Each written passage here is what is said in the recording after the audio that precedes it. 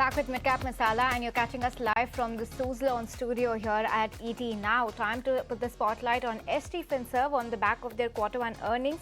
We've got Mr. Vinay Gupta, the Chief Executive Officer of ST Finserve, joining us on the show. Mr. Gupta, hi, good morning, and good to be speaking with you. You know, you've started FY27 on a rather strong note, with profit growth significantly outpacing your revenue growth.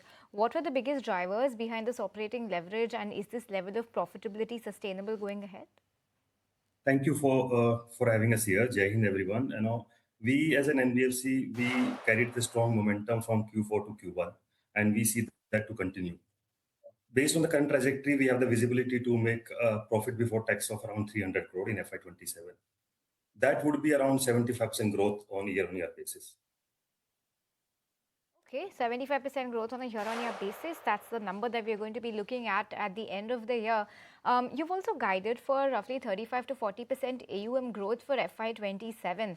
After already seeing such a strong first quarter, are you comfortable with that outlook, or any chance that you might be looking to hike this guidance? So 35 to 40% CAGR is the guidance for 3 to 4 years. But if I were to dissect that into between FY27 and beyond, probably FY27, considering our base and the trajectory, we may end up achieving more, maybe 40-45% growth on the AUM, and maybe 35-40% growth on our quarterly profits also. So then this 10,000 crore rupee AUM guidance for the next 3 to 4 years, that stays intact, right? That stays intact, yes, but it's subject to global uncertainties and economic activity to continue in full stream. But we as an NBFC, we are a very conservative lender. We would want to maintain nil to negligible NPAs. So the growth is not going to be at the cost of the credit cost. The growth will become sustainable, profitable, and that's how we are targeting. Understood. And, I also wanted to ask you about your asset quality. That continues to remain strong, and you've reiterated a target of nil NPAs. Now, as your loan book is also expanding rapidly, how do you plan to maintain the same credit quality, and this nil NPA, how is that going to be maintained? So the nil NPA is something which is our stated objective, and that's what we aim to. So far, so good. We have been maintaining nil NPAs, but we are a lender. We enter the business of taking risk. So we are cognizant of the fact that, the days may not be the same ever, but that's the stated objective of maintaining nil NPA. And if we were to look back, we are a supply chain focused NBFC. Within the supply chain, across all the lenders, we see the credit cost remain minimal, and so is with us also. Understood. And you have also indicated that the TReDS platform would go live by Q1. This is something that you had spoken to us about earlier. Could you give us an update on the rollout, and when do you expect it to start contributing meaningfully to the business revenues? Is that platform on stream? So we are currently, as an NBFC, SG Finserve is among 1% of the Indian NBFC who are currently doing factoring and trades. So we have commercialized factoring business in the month of March. We have commercialized trades business in the month of May. So currently we are on track to achieve our growth on both trades as well as the factoring business. Understood. Mr. Gupta, well, that sounds good. Let's talk about your fee income. That has grown much faster than the core lending book this quarter. Should we expect fee-based income to become a larger contributor to the overall profitability going ahead? No. So our interest income will continue to remain. Although the base, when we look at the fee income in the previous quarters were low, which has sustained in last 2-3 quarters. We are generating 50 to 75 paisa from a return on asset perspective as a fee, which is supplementing and complementing our interest income. So interest income will continue to remain at top of the waterfall, with the return on asset reaching around 5%. Okay. And, I also wanted to understand that with interest rates and funding costs now, they're very dynamic given everything that's happening around us. How are you balancing your growth with margins? Are you seeing any pressure on the spreads over the coming quarters?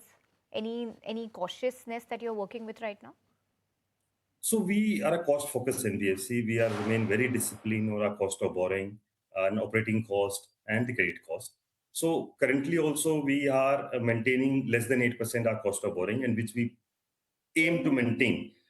However, if the things were to change in future and our cost of funding were to go up hypothetically, then in tandem we will also grow and inch up our cost of lending, so that we continue to maintain return on asset of around 5%. That's what we have delivered in Q1 also, and that's what we have visibility to deliver in few subsequent quarters also. And earlier also you have mentioned that no fresh equity would be required to fund your growth going ahead. But also, given the pace of the balance sheet expansion that's happening right now, are you still comfortable with your capital position and your leverage plans? Very good question. Current our leverage is around 2.2, which has transited from 1.9 from a previous year to 2.2 today. So that we have ample room available because we have a relationship with a lot of banks and NBFC. We have sufficient funding lines available to leverage our equity. So as organically we are building and adding lot accumulated profits on our net worth, same time we may transit from a 2.2 leverage to around 3, maybe next 1.5 to 2 years. So that creates enough room for us to sustain and contribute to our growth. So we don't need to raise equity because organically and leverage perspective, the ample room is available with us. Okay, understood. Mr. Gupta, lastly, my mind is still dwelling upon that entire nil NPA outlook that you have going ahead. Just trying to understand, that this is a feat that we don't see very frequently in the NBFC space. In fact, we don't see it at all. What are you doing differently that your peers are not being able to do, that you are looking to achieve this nil NPA number and maintain it?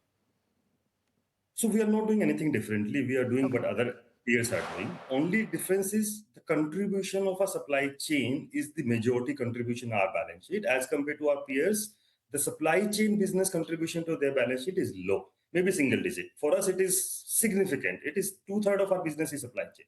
So that's why the numbers looks green and better.